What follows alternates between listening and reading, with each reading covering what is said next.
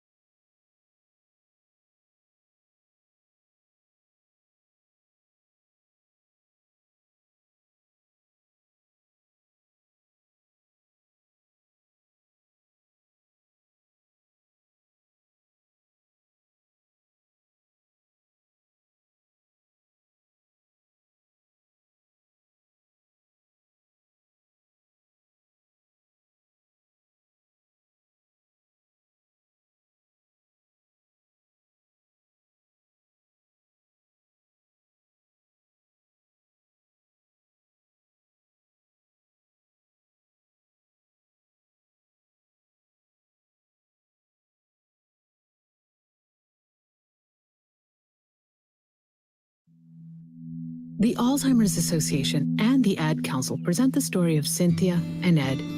My mother was always very active and independent, and she was familiar with her neighborhood. But one day, out of the blue, she stopped at the stop sign for much longer than usual. And she didn't know whether she should go forward or turn or just stay at the stop sign. She wasn't even really sure where she was at. She was very concerned. It was very unsettling for her. It's important for you to talk to someone about it, to bring the family in on it. I felt so much better after my son told me, Mom, I don't want you to worry or be afraid. I'll be there for you and we'll figure it out. When something feels different, it could be Alzheimer's. Now is the time to talk. Visit alz.org/ourstories to learn more. A message from the Alzheimer's Association and the Ad Council.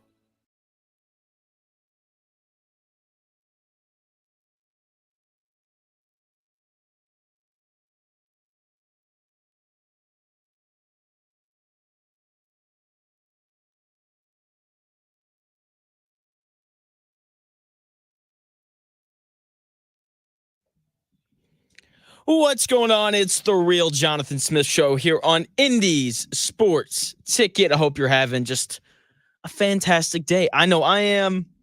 Tomorrow, we have sports back tomorrow. I can't wait. NBA Finals start tomorrow night. Not talking about that too much today, though. I have much more pressing matters on hand. Things like Colts minicamp. Things that Adonai or A.D. Mitchell, new Colts wide receiver, are saying. We're going to get to that. Tony East. He not only covers the Pacers, he's also a beat writer for the Indiana Fever. He's going to join me at 11:20, as he usually does on Wednesdays, to discuss the WNBA and all the craziness going on in that league.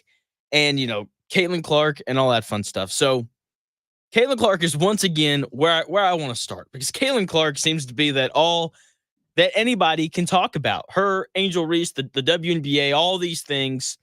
People just keep pounding away at. It is a lead topic on almost every show that I tune into. Caitlin Clark is the most polarizing athlete we have seen since Tim Tebow. Everyone had an opinion on Tim Tebow, and like Caitlin Clark, Tim Tebow collided or made people collide with one of the two things people don't like to talk about. Tim Tebow made people discuss religion, just like how Caitlin Clark is making people talk about race.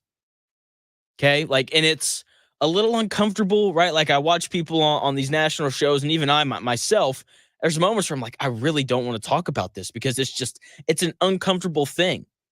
Okay. Like there are certain things in life that mix really well, like, vodka and orange juice, just, a simple little thing that people like to mix. But there's definitely things that don't mix, like religion and sports or politics and sports. It's something that people like to stay away from, including myself. And when I think about Tim Tebow and just everything that happened with him, he makes people discuss, religion and sports. And like it was something that we didn't talk about that much at the time. But Tim Tebow was so polarizing and he was such a good athlete, and people loved him or hated him so much that people had to discuss it. Right. And so like I would wake up in the morning, and I never forget, like turn it on First Take, back in its heyday when it was Stephen A. Smith and Skip Bayless. And that's all that they talked about. That's all any sports people really talked about. And that's a media driven thing. It wasn't Tim Tebow's fault. But once again, he was so polarizing that people had to talk about him, just like how Caitlin Clark is so polarizing that people have to talk about her.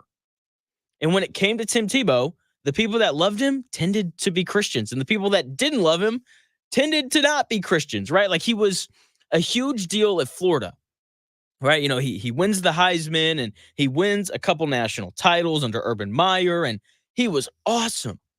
And then, he finished his career, and it's like, I don't think he's going to be that great of an NFL quarterback. And then he gets drafted in the first round by the Broncos.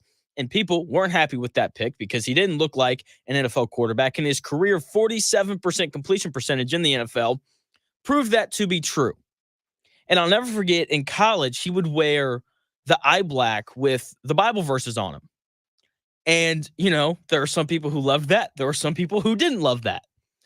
And he gets to the NFL, and the NFL's like, you're not doing that. Like we don't let guys do that here. And people were outraged, or they absolutely loved it. And like that kind of started the whole Tim Tebow in the NFL thing. A friendly conversation of this dude's a great football player turned into something that was more than just about football, right? And then the Broncos start the season and he's not playing, and so things kind of die down a little bit.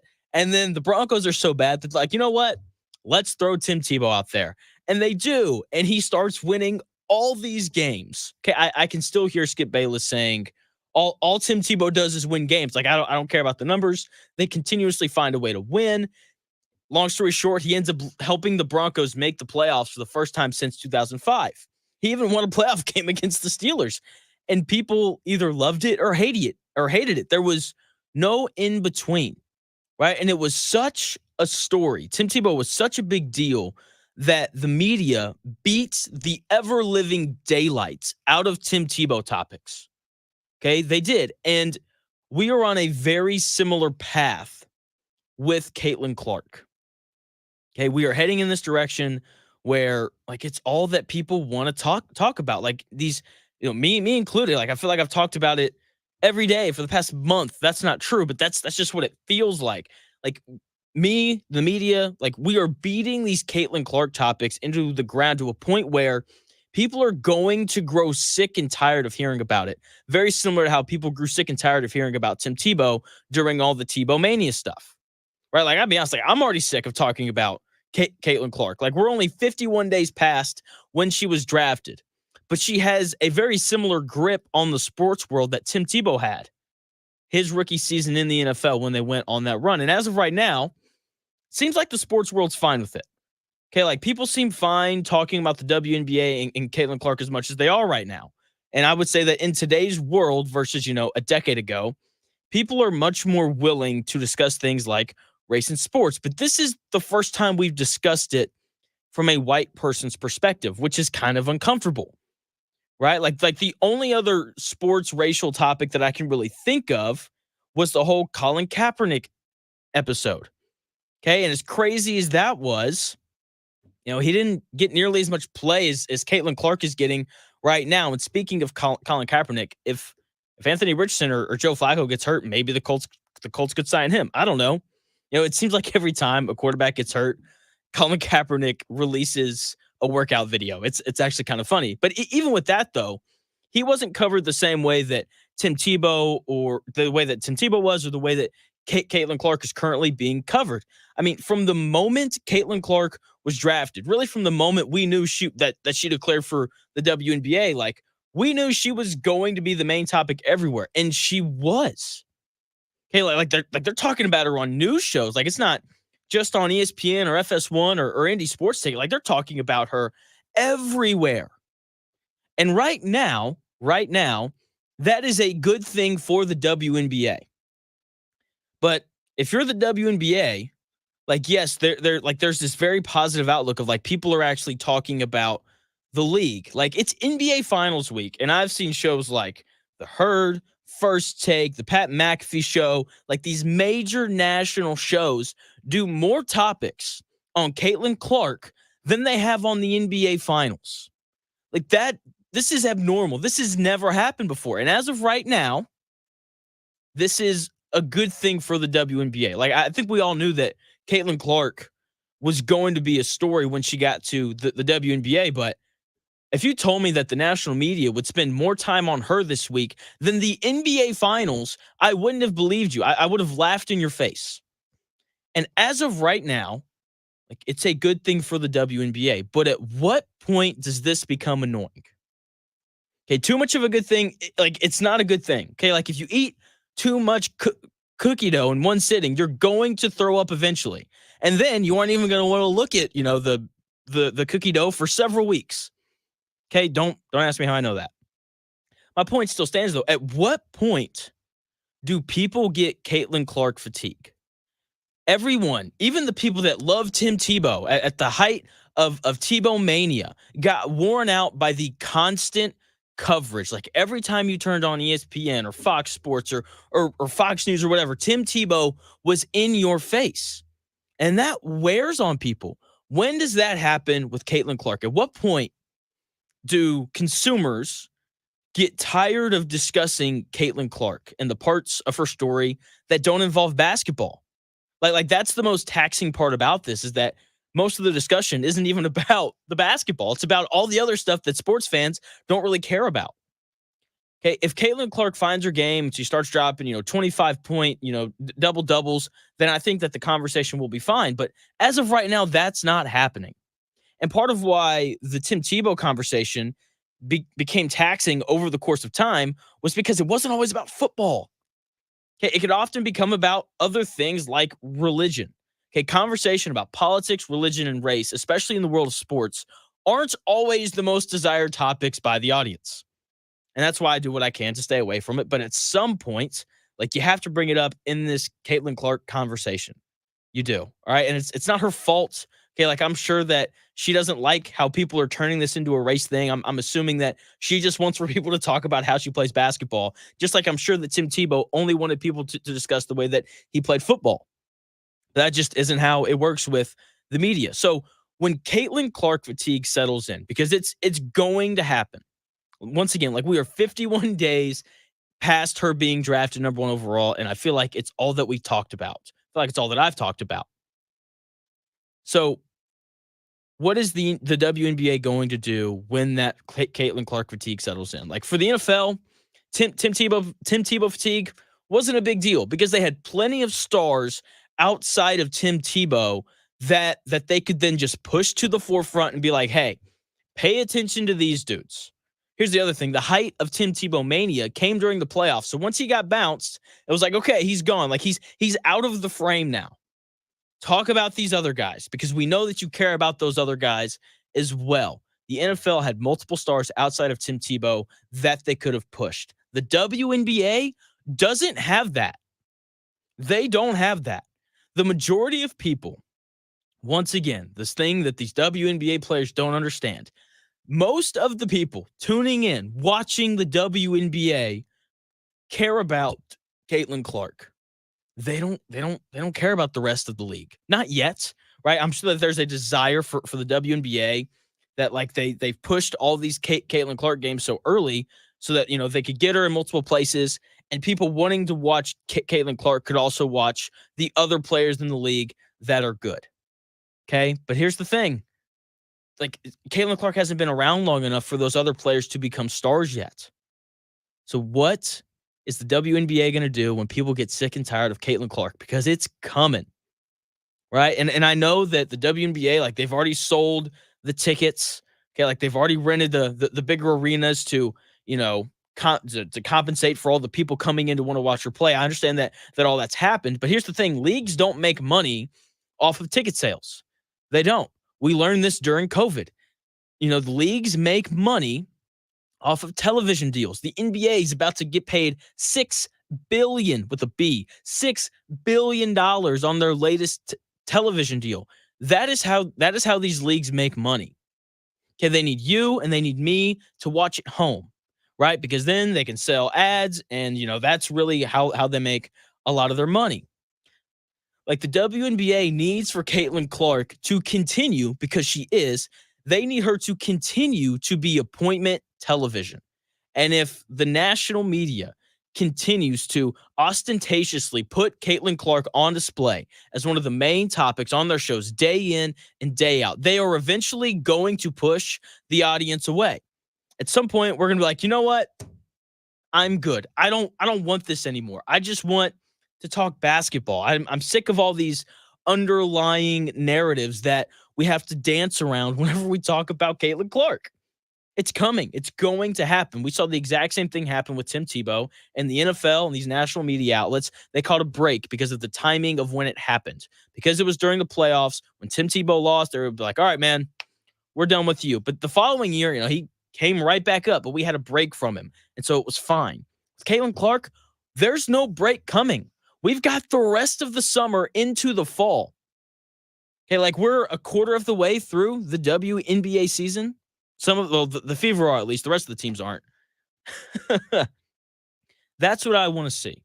What is the WNBA going to do when people like you and me get sick and tired of seeing Caitlin Clark? Because I'll be honest with you, I think I'm there. Like if I'm not there yet, I'm really close, right? It's, you know, I sit around, I'm like, what am I supposed to talk about today? Oh, I guess I'm supposed to talk about Caitlin Clark because she's the only interesting thing happening right now. So those are my thoughts. What comes next for the WNBA when Caitlin Clark, when she wears on people, when people are tired of seeing her face? What does the WNBA do? It'll be interesting. I think that they'll just kind of fall back into oblivion where people don't really care. That's what's probably going to wind up happening. So we'll see what happens there. Something else I'm interested to see, Adonai Mitchell. What's he going to do this year? The second round pick for the Indianapolis Colts, you know, in this year's NFL draft. He addressed the media for the first time yesterday since being drafted. And I like what I heard from him. It sounded good. He doesn't sound much of like an idiot. I've got that audio for you when we come back here in about 4 minutes. The 156th running of the Belmont Stakes is this Saturday, June 8th, and the Horseshoe Indianapolis is ready for all the action. The first post is at 10:45 Saturday with special events all day long, including a special donation from the Dan Dockich Cycles for City program to the Shelby County CASA program. Kentucky Derby winner Mystic Dan and the Preakness Stakes winner Seize the Gray are the favorites in the Belmont Stakes, and you can enjoy a full day of racing at Horseshoe Indianapolis this Saturday. I-74, exit 109 in Shelbyville.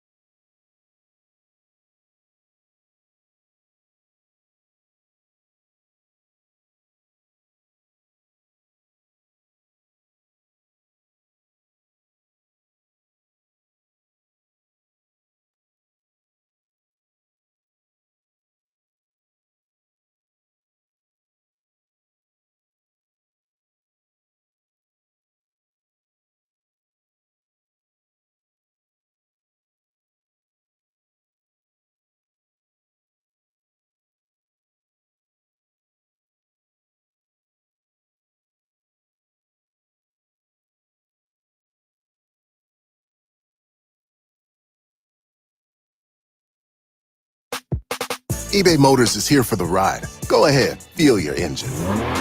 Admire that perfectly installed exhaust. Your vehicle's moving along this freeway like it was made from fresh installs and a whole lot of love.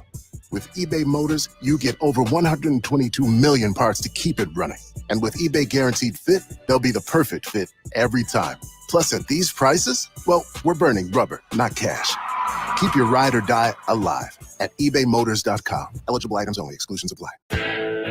Summer's just getting started, so fill your cooler with the smooth and refreshing taste of Twisted Tea Hard Iced Tea. It tastes like real iced tea because it's made with real brewed tea. And with a 5% kick of alcohol, Twisted Tea is perfect for the beach, the lake, or wherever you're hanging out and day drinking with your friends. Look for the bright yellow cans. Twisted Tea Hard Iced Tea. Keep it twisted. Twisted Tea Brewing Company, Cincinnati, Ohio. Please drink responsibly.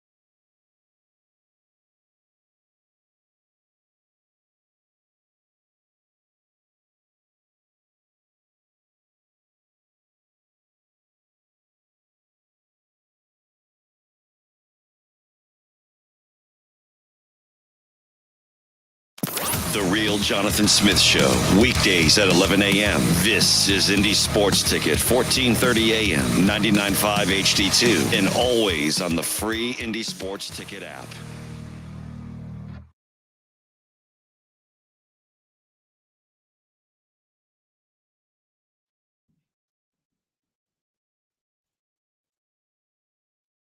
What's going on? It's the Real Jonathan Smith Show here on Indy's Sports Ticket. Just wrapped up talking about Caitlin Clark. I've got Tony East, Indiana Fever beat writer, also covers the Pacers, joining me at 11:20, where we'll continue to talk about the biggest story in all of sports right now, which is Caitlin Clark. But I need a break from that. So we're going to talk about Adonai Mitchell.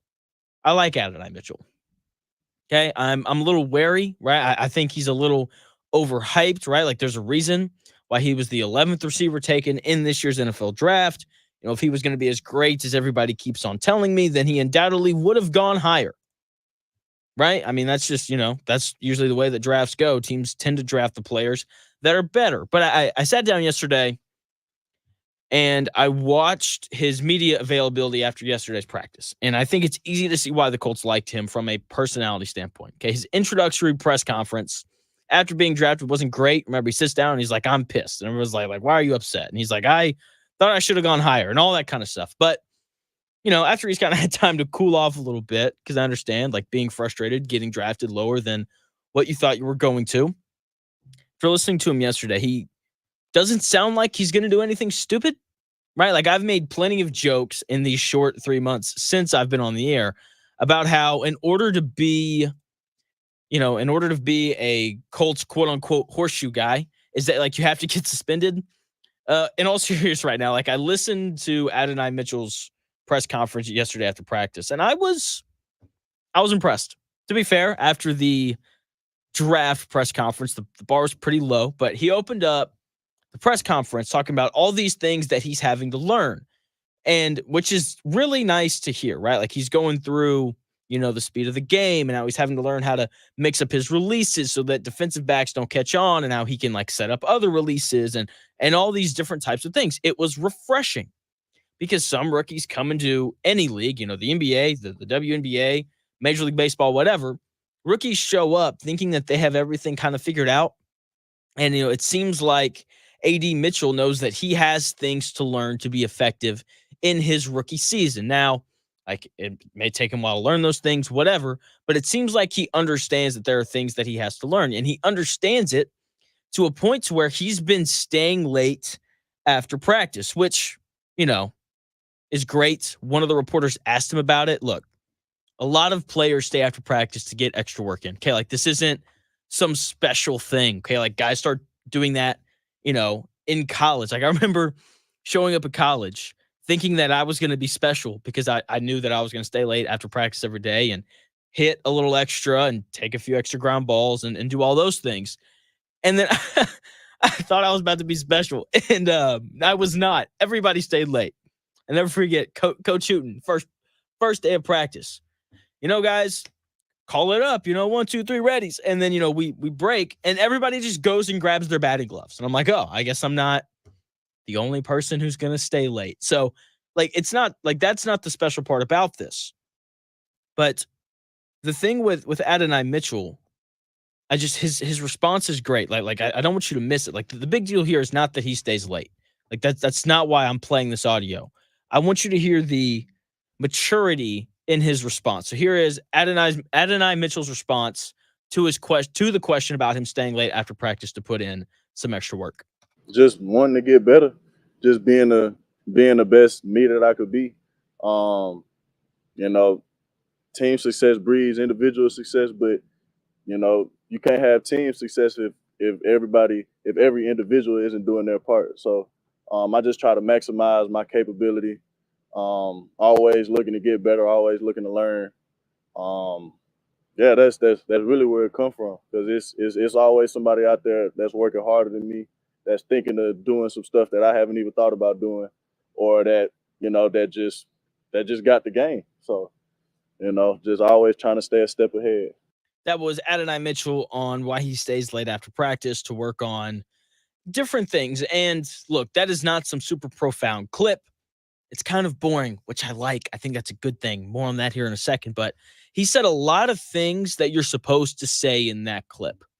Okay, the whole I'm always trying to get better thing. That's said by everybody. But there was an emphasis there in the middle on the importance of listening and learning. And that is the thing to me that sticks out. I'm part of this generation that can be a little lazy. I won't deny it. My generation can be lazy. Okay, I'm part of a generation that thinks that they know more than they do. I don't know if that's a generational thing or if that's just a being in your young 20s thing. I don't know. But people my age that act that way, like they know more than what they do, and they don't need help.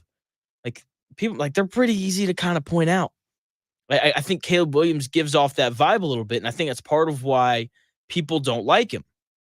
A.D. Mitchell does not come off that way.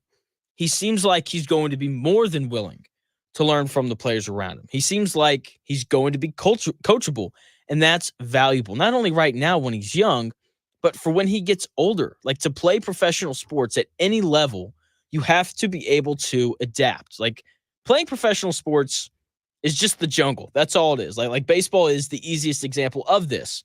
Most prospects come up and they get off to really hot starts because, first of all, it's your first time playing in the MLB. You're absolutely locked into everything that's happening. But on top of that, when you show up, major league pitchers just don't know how to pitch to you yet. And so, you see a lot of fastballs and, look, if you're playing Major League Baseball, playing AAA baseball, you can hit a fastball. You can.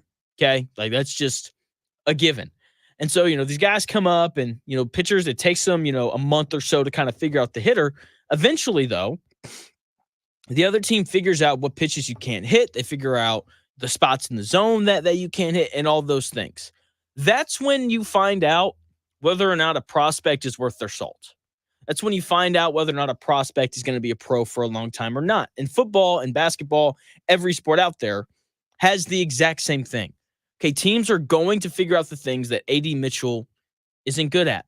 They're going to identify those things. And then they're going to do everything that they can to force him to do those things.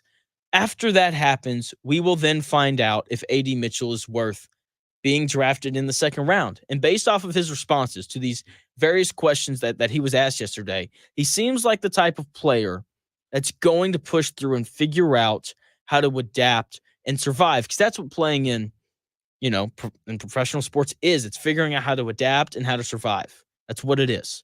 And unless you're, Randy Moss, then you're just better than everybody. And Look, I'm gonna go out on a limb here, and I'm gonna say AD Mitchell is not the next Randy Moss. I hope I'm wrong, but that's the way that most of these guys go. And the other thing with AD Mitchell is he doesn't seem like he's gonna do anything dumb.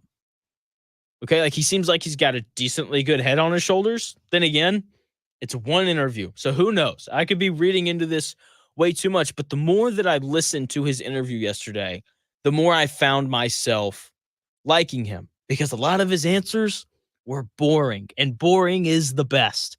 I want boring guys on the Indianapolis Colts. Okay, I want every player to sound like Bill Belichick when they go to the mic. I want them to show up in a hoodie with cut off sleeves, and when questions are asked, I want them to give short, simple, one sentence answers. And if you give something longer, make it boring. Say all the cliches. That is what I want from these Colts players. Like I don't want Zaire Franklin going on Twitter and saying something like, "Oh, the Colts lost the offseason again." Like I don't want that. Okay? Like be boring. Say things that don't grab our attention. And that is what AD Mitchell did so much yesterday. And I think that's a large part of why I liked him. He didn't say anything where I was like, that's a bit much. Is everything like, oh, okay, that sounds simple enough. I don't mind that. It's refreshing. It's nice. And hopefully that continues because as we all know, wide receivers can be divas. Okay. They're the biggest divas of any position in football. So hopefully this stays the same for AD Mitchell. I like what I heard yesterday. And now AD Mitchell did not only answer questions about himself yesterday as a wide receiver, he was, of course, asked questions about the very hyped up Anthony Richardson. And he's saying Anthony Richardson's praises to the heavens and beyond. Take a listen. Man, that dude a freak. I tell you that. Like he like a creative player. Like he like one of the players that could legit do anything on the field.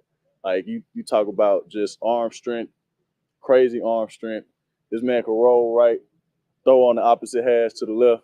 Like it's a lot of stuff that I ain't seen before. So just you talk about just building chemistry. Like I've just been excited. Like every time I step up on the field, I'm like, man, what are we gonna get today? Like I can't wait to see it. I can't wait to be a part of it, and I can't wait to play with it. So it's been fun, just learning each other, like just kind of what he likes to do, kind of what I think as a receiver, and just kind of mixing the two. Because once we're on the same page, if the whole offense is on the same page with that one man, it'll be a very special year. That was AD Mitchell when asked about building team chemistry or building chemistry with Anthony Richardson, who, as we all know, has been hyped up by everybody. Even though apparently he hasn't been because everyone's sleeping on him, even though every time I look up, everybody's saying that Anthony Richardson's being slept on. And look, if everybody's talking about it, then he's clearly not being slept on. So AD Mitchell called Anthony Richardson a freak, right? He said that he's a creative player. He said he's seen Anthony Richardson do things that he's never seen before. First off, like these are all good things. Okay, I like knowing that the guy under center for the Colts is uber talented.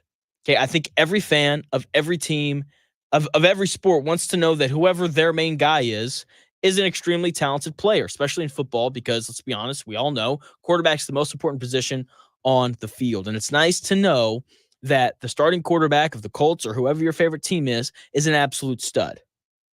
Okay? Like the best way to know whether or not a specific player is talented beyond the level of other guys around him is to listen to his new teammates. Okay, the year that Patrick Mahomes sat out, he sat behind Alex Smith, to kind of get a year under his belt, and then he started the following year. That year, the players on the Chiefs raved about him. They went on and on and on, singing his praises when it came to his physical abilities. And now Patrick Mahomes is awesome. Do you know who didn't sing the praises about their young quarterback's abilities? The Jets, when Zach Wilson showed up. Okay, players know faster than anyone else who can play and who can't. Okay, there's a famous Cameron Payne story who was drafted by the Bulls, 8 years ago, something like that. An anonymous source told the Chicago Sun-Times that they knew at the second practice that Cameron Payne couldn't play at the NBA level. it becomes obvious quickly who doesn't have the tools to play a professional sport. And the teammates, the guys that are actually on the field competing, know faster than anyone else. And just like it becomes obvious very quickly who does not have the ability to play at the NBA at a professional sports level, it also becomes obvious quickly who these special athletes are. The response that players have to Anthony Richardson speaks to the special athlete that he is. And that is exciting. And that's why people are talking about him. That's why people are, saying that everyone else is sleeping on him, even though that's not true, right? Because every time I look up, someone has that exact same take. So obviously everybody is very well aware of the Colts and Anthony Richardson, but that is in large part because of the physical traits and the physical abilities of Anthony Richardson.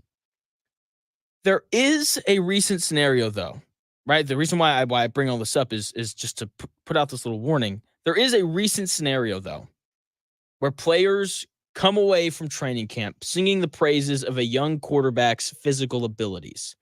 And that quarterback has barely played in the NFL. The guy is actually now a backup. Trey Lance.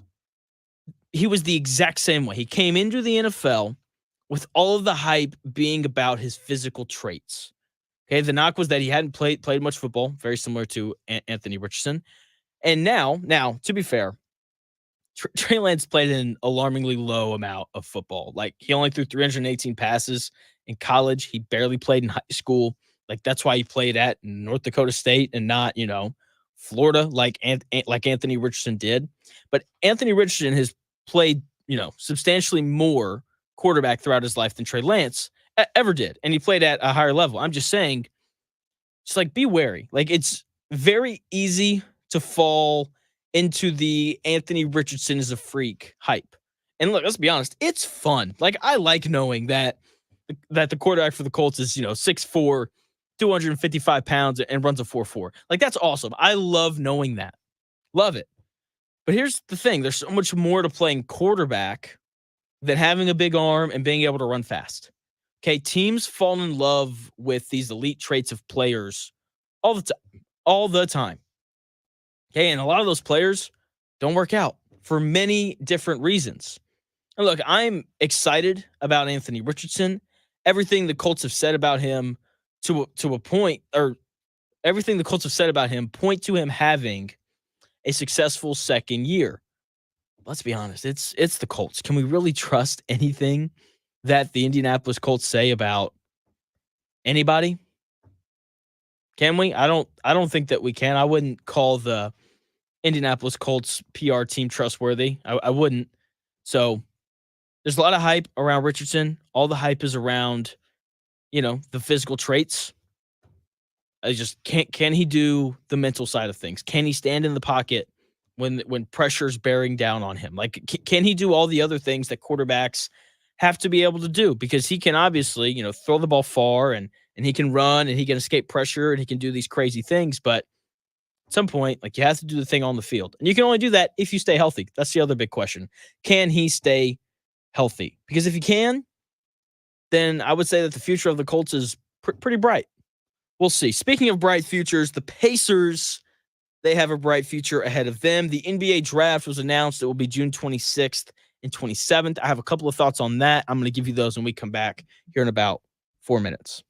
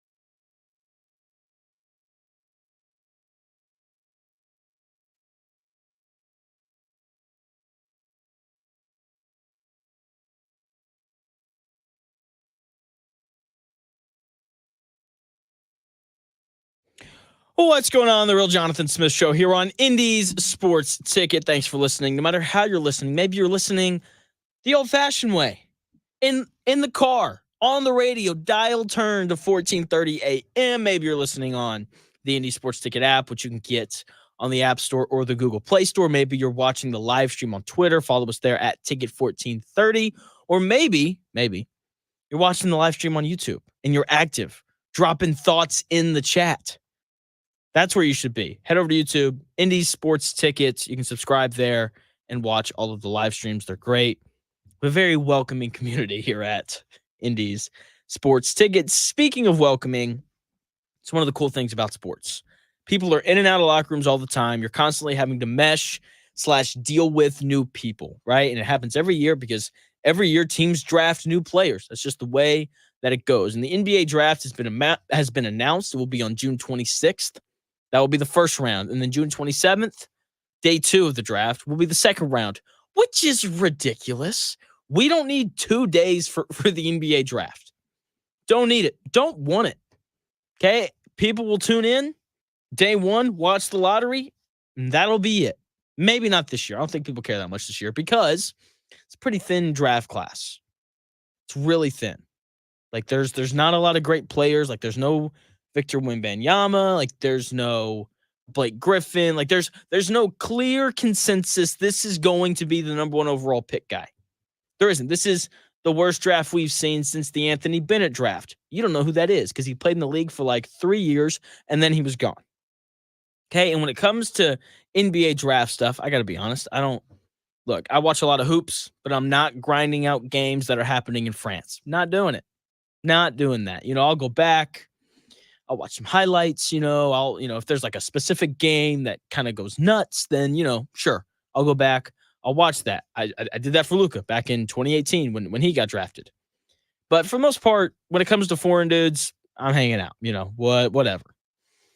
But with that comes like there have to be places that I trust that I can go and I can read and I can know that they've watched these things, right? So there are a couple of NBA draft sites that I think are good, but I look at several of them to start the year beyond the ones that I like. And I do that because you can often find a trend for the type of player that people think that the Pacers should draft.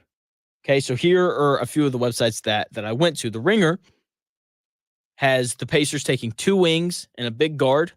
NBA Draft Room has the Pacers taking 3 wings. Sporting News has the Pacers taking two big guards and a wing.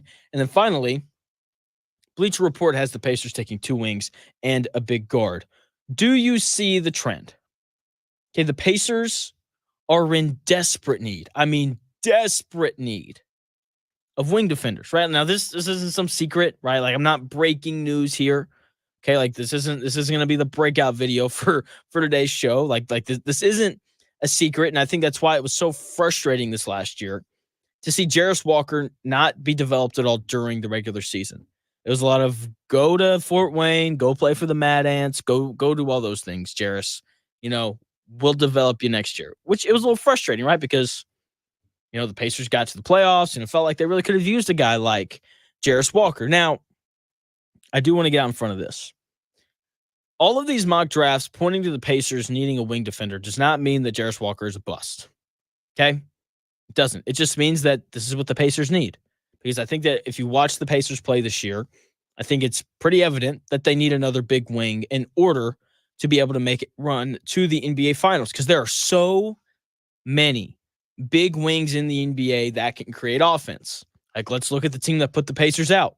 The Boston Celtics, Jason Tatum and Jaylen Brown. Derek White's also like 6'5", and he can create offense. Drew Holiday's like 6'4", and he can create offense. So in order to get out of the Eastern Conference in the NBA, like you have to be able to defend these guys, right? And then, we look out west and just really the rest of the NBA in general. You've got Luka, like that's a 6'7" dude that can create offense. Kawhi Leonard, that's a big wing who can create offense. Paul George, LeBron James, Kevin Durant, Jimmy Butler, Paolo Banchero, right? To name a younger guy who's on the up and up. Like those are just a few of them. There are more of them out there. Like you have to have big defenders that can guard the ball. Okay, you have to have that if you're going to win deep in the NBA playoffs. And let's be honest, the Pacers caught some breaks this year. Okay, when the Bucks played the Pacers in the playoffs, Giannis was hurt, but the Bucks' best wing scorer, Chris Middleton, ate them alive. Okay, the Pacers didn't have anyone who could defend Chris Middleton. I don't know if you guys remember, but dude hit every mid-range jump shot, did a lot of things really uncontested. Okay, and then second round, Pacers get lucky because the Knicks' two best wing scorers, and OG Anunoby, who gets hurt in game 2, and Julius Randle, who didn't play at all, they both got hurt. They weren't there. Like before OG got hurt, he was an issue for the Pacers. They didn't have anybody who could guard him. Then the Pacers played the Celtics and were one wing defender short of being able to defend Boston because Aaron Nesmith did a good job on Jason Tatum, but there was no one left to defend Jaylen Brown, who got whatever he wanted on his way to being the conference finals MVP. And he was the conference. He shouldn't have been the conference finals MVP, but that's, we can talk about that never because no one here cares about that. But Jaylen Brown got whatever he wanted because the Pacers didn't have the depth needed at wing. You have to have wing depth in the NBA. You do. Okay, so no, the Pacers drafting a second wing or drafting a wing in the second round of a historically bad NBA draft is not a sign that Jarris Walker's a bust, because that's probably what they're going to do. Okay, the Pacers drafting, a wing in the second round is just a sign that the Pacers are doing what they should do, right? They're trying to add depth at a position of need. Like that's what they should be doing. Now, someone may ask the question, Jonathan, why should I care? The Pacers don't have any first round picks this year. All their picks are in the second round. Now, to be fair, that would usually not grab my attention. Someone's like, hey, Jonathan, do you care about the second round of the NBA draft? Usually I would say no. I got, whatever. But this year is different. The last two drafts, the Pacers have done a tremendous job of drafting in the second round. In the last two drafts, the Pacers have drafted 2 playoff rotation players in the second round. Andrew Nembhard was a second-round pick 2 years ago. Ben Shepherd was a second-round pick last year. So the Pacers have shown that they have the ability, that they are capable of finding talents that can play in the not only play in the NBA, but play in the playoffs. Because those are two completely different things. Jalen Smith, big guy out of Maryland, backup power forward for the Pacers this year. Fine player during the regular season. Like you see him on the floor and you're like, that's fine. Like I don't mind that. He didn't sniff the floor in the playoffs, right? Like the Pacers have found legitimate guys in the second round that could contribute to an Eastern Conference Finals run, right? So like that is one reason to be interested in what the Pacers are going to do in the second round this year. The other reason why I'm intrigued, and I think that this draft actually matters for the Pacers, is by what the Pacers are going to do in the second round, because there are a ton. I mean, this draft is absolutely littered with role players. They are everywhere. Okay, like there isn't, any sort of outstanding clear number 1 overall pick. All right, and when we think about NBA drafts and when we look back in a decade, look back at the 2014 draft. Geez, that was that was the Anthony Bennett draft. No superstar or really star of any kind came out of that draft. Okay, and so because of that, when we look at the 2014 NBA draft, we're like, that draft is terrible, right? But that isn't always the case because, look, as we know, you have to have role players at some point to win in the playoffs. Okay, like is the NBA mostly about stars? Yes, but if you don't have the proper role players, look at the Cleveland Cavaliers, right? Like they've got 2 dynamic guards and Donovan Mitchell and Darius Garland. 2 like dynamic scoring guards, but they didn't have the right wing players, so they lost. Or excuse me, the right role players, and so they lost. The Clippers ran into the exact same thing, right? When we look at the Timberwolves, they were missing a role player that could guard Luka, which, to be fair, every team is probably missing that role player. But like that's what cost them, right? It wasn't, Anthony Richardson and Karl Anthony Towns. It was the role players. When we look at Denver, a team that, for the most part, has pretty good role players, but they didn't have one that could defend the rim, and that was their demise. Like you have to have role players. And when we look back at this draft, 5-10 years, I don't think we're going to look back and be like, oh, Anthony Sarr, that dude from France, man, really good basketball player. That's not what we're going to say. I think we're going to look back and we're going to say, wow, was this draft great? No. But, this guy won a couple rings, and he was a really solid role player, played in the league for 8 years. That's what it's going to be. There's going to be a lot of players in this draft like that, which is perfect for the Pacers.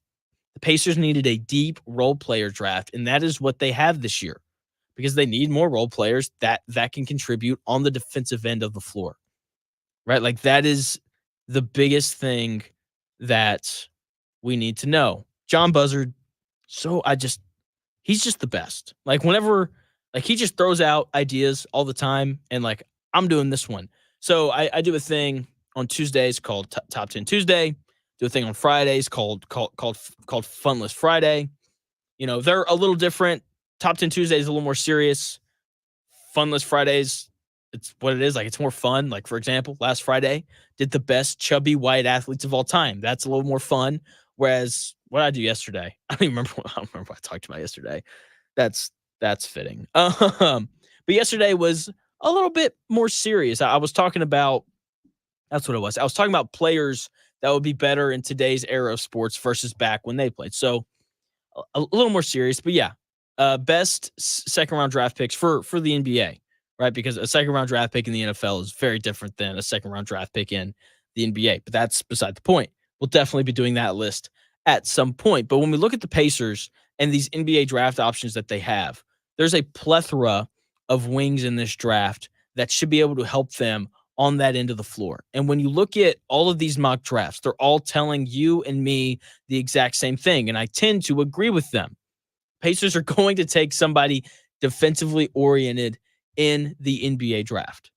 That's what they're telling us. And that's what they should do. And I haven't sat down and grinded tape on all of these, going to be rookies. I haven't done it yet.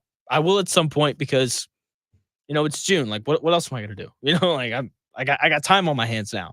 So I will figure that out later. But I'm telling you, Pacers, they're going to look to take a wing as they should. And that is not a sign that Jarris Walker is a bust. Okay. It's just a sign of them doing what they should do. And that is add depth at a position of need. Right. And part of why I kind of like looking at the second round of the draft is we see these older players go later, like Nembhard, played 4 years of college basketball. Ben Shepherd played 4 years of college basketball. Like you get to see these guys, over the course of time, and they tend to come in more mature, and maturity matters. Just look at Kyrie Irving. Okay, a guy who shows up in Cleveland and he's immature and he's just kind of hooping, and people are like, oh my gosh, best small finisher ever, which I would probably agree with. I didn't see Isaiah Thomas play, so if you want to tell me it was him, I won't argue with you. But Kyrie Irving, best small finisher I've ever seen. So, he does his thing in Cleveland. He wins a title with LeBron. His immaturity leads him to being like, you know what? I don't want to be second fiddle to LeBron James. Instead, I want my own team. And so he goes to Boston, and things there don't go great. And he's going to get booed in Boston tomorrow night. Hallelujah, tomorrow night. Because things didn't go well while he was there. Because he was immature. And he told them that he was going to stay. And then he didn't. He lied. Point blank, that's what he did. He didn't follow through with what he said he was going to do. And that immaturity was an issue for him. And it followed him to Brooklyn. And people didn't like him and started to turn on him because of that. And then he grows up. He goes to Dallas, right? Has to kind of sit in it for an offseason of like, geez, man, like we didn't make the playoffs. Like Luka's my running mate, and we didn't make the playoffs. Like what? Like that doesn't make a ton of sense. And so he has to sit in it for a year, and he's come back this year very mature, right? He had a clip yesterday where he was talking about how he didn't handle things in Boston very well. And that's plain as day. Like that's a pretty obvious thing, but you have to mature in order to be successful at anything, at, radio, basketball, football, gardening, whatever it is. Like at some point, like you have to be able to look yourself in the mirror and know who you are. And Kyrie Irving has finally reached that point, and that's a large part of why his team is in the NBA Finals. Like maturity matters, and that's why I like what AD Mitchell said. I went over that earlier in the show. He just sounds mature, right? Andrew Nimhard and Ben Shepherd both seem mature. And that's important. And I hope whoever the Pacers draft kind of check that box of, yes, like this is a mature dude who's ready to come in and get to work. People who are not mature play in the WNBA, like a lot of jealousy. And I can't wait to talk about Caitlin Clark when we come back here in about 4.5 minutes. Tony East joining me at 11:20 as well. Can't wait for that. All that coming up here in about 4 minutes.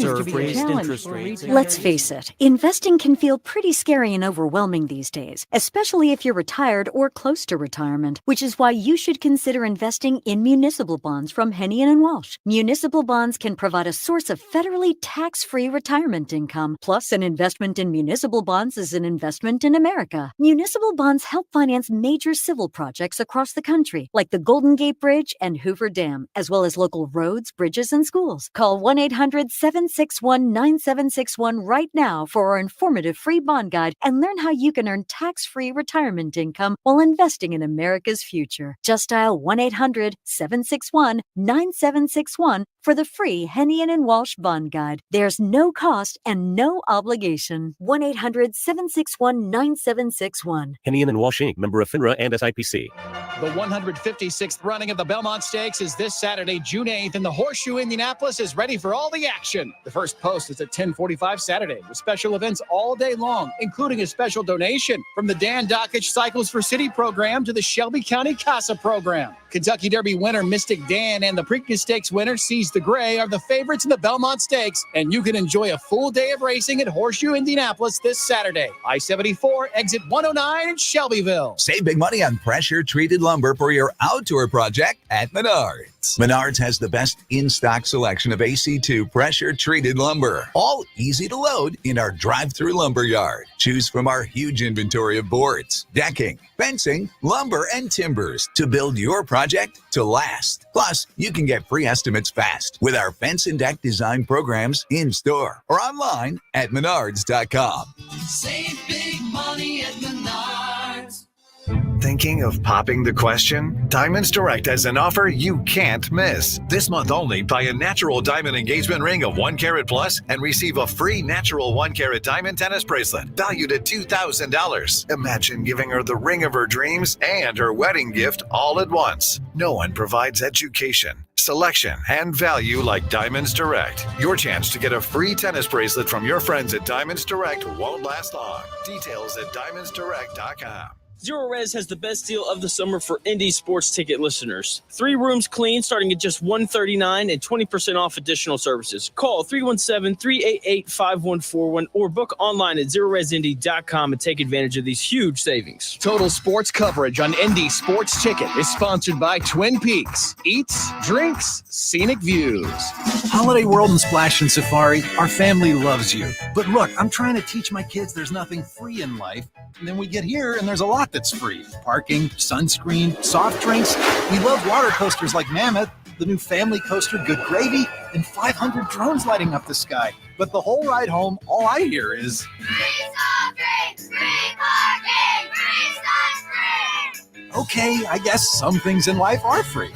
Get tickets today at holidayworld.com. Getting quality employees to fill positions in your company is essential, but finding those people can be a major hassle unless you use ZipRecruiter. ZipRecruiter makes finding quality people a breeze. ZipRecruiter's advanced technology identifies candidates with the right skills, sends you great matches, then you can easily invite them to apply.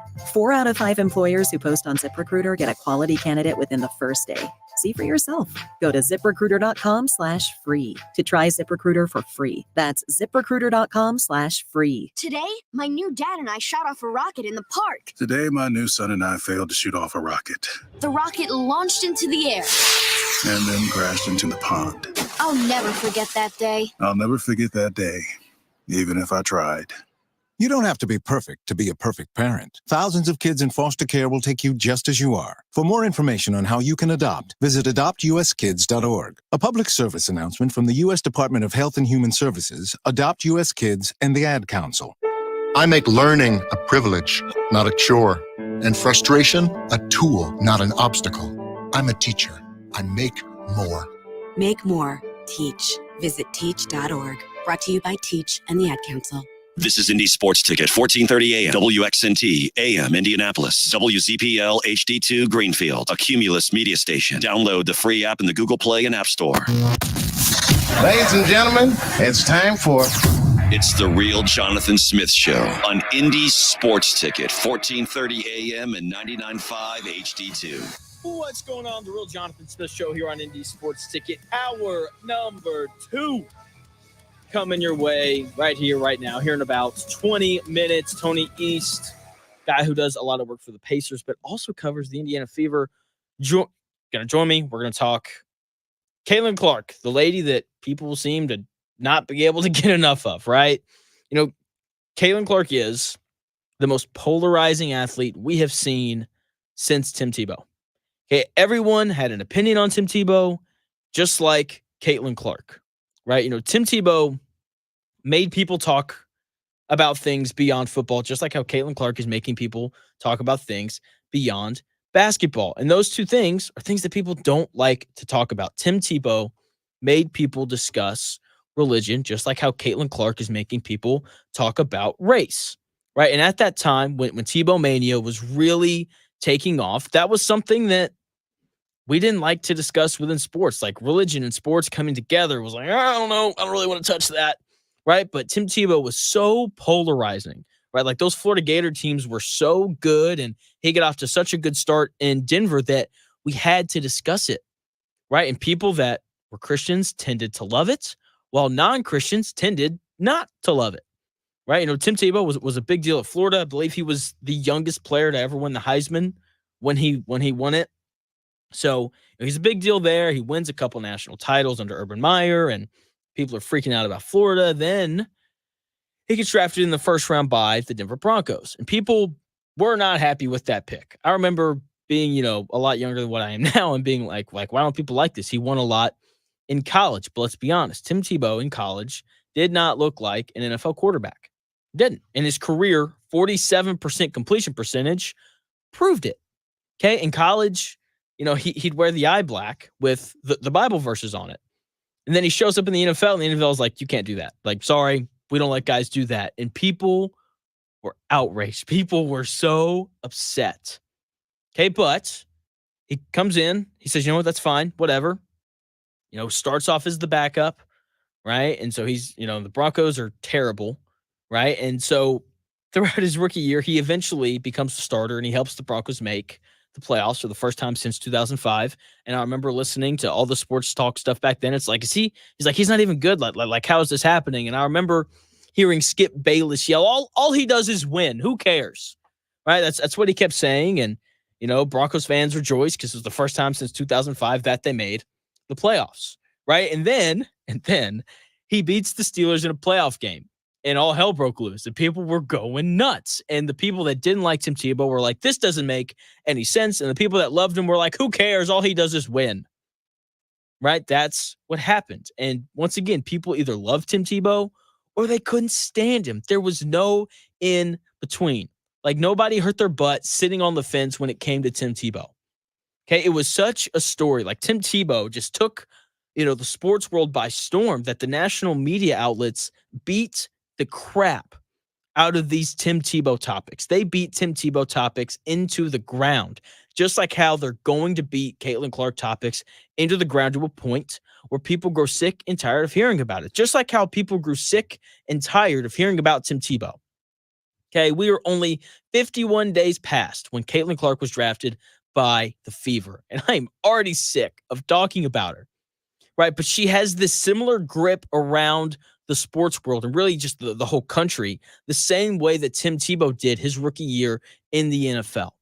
And as of right now, it seems like the sports world is totally okay with people talking about Caitlin Clark as much as they are. It seems like people are okay with First Take and, you know, the Herd and the Pat McAfee show opening with Caitlin Clark, right? And I think that part of that is because in today's world, like, we're much more willing to discuss things in sports that don't have to do with sports, like race, like in this case.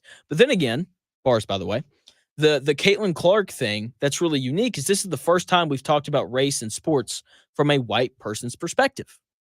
Okay, the only other racial sports topic that I can think of that was close to being this big of a deal was Colin Kaepernick, right? I mean, like, he sat down for the flag and people were up. Some people got really upset and other people absolutely loved it. And there was a whole conversation about it. But even he didn't get this much play. And speaking of Kaepernick, maybe if Anthony Richardson and Joe Flacco both get hurt, the Colts could sign him. I don't know. We'll see. But once again, even with the Kaepernick stuff, like it wasn't covered the same way that Tim Tebow and Caitlin Clark are and were being covered. Like from the moment, that the Caitlin Clark was drafted, from the moment that Caitlin Clark said she was going to declare for the draft, she became the main topic everywhere. Like if she wasn't at the center of the sports world, she wasn't far away from being the center, right? And right now, they're not even just talking about her on sports shows. They're talking about her on news shows as well. Like everywhere you look, you see Caitlin Clark's face. Okay, right now, that is a good thing for the WNBA. Like if you're the WNBA, you are eating this up. Okay, like there has to be this positive feeling of, for the first time in the WNBA's short history, everybody is talking about the league. And that, to a certain extent, is exciting. Like it's NBA Finals week. Okay, it's NBA Finals week. And I've seen shows like The Herd, First Take, The Pat McAfee Show, these major national shows and podcasts. Like I'm a huge Ryan Russillo fan, right? He's got a podcast. He does a great job. He talked about it for like 45 minutes yesterday. And like this is a guy who is, said that he doesn't even care for the WNBA. Like she is demanding people's attention.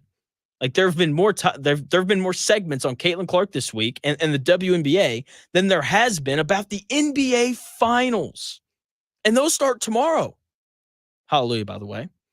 Like I think we all knew that Caitlin Clark going into the WNBA was going to be a story, especially after all the, Diana Taurasi stuff and all the former players saying that like this is going to be difficult and, them kind of hating on her. Like we knew that this was going to be a story. But if you told me that the national media was going to spend more time on Caitlin Clark in the WNBA, more than the NBA Finals during Finals week, I wouldn't have believed you. I would have laughed at you. I'd have said, you're nuts, whatever. People don't care that much about the WNBA. That's what I would have said.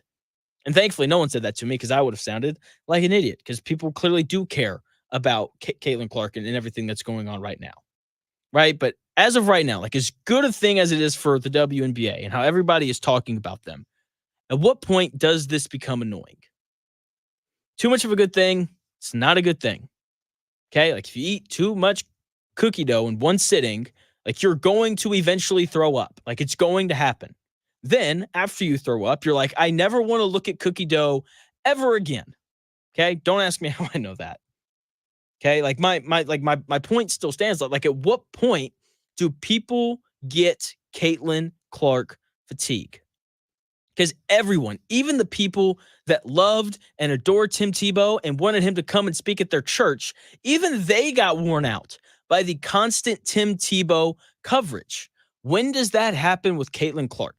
Like at what point do listeners and people like you and me, like at what point do we get tired of talking about Caitlin Clark and the parts of her story that don't involve basketball?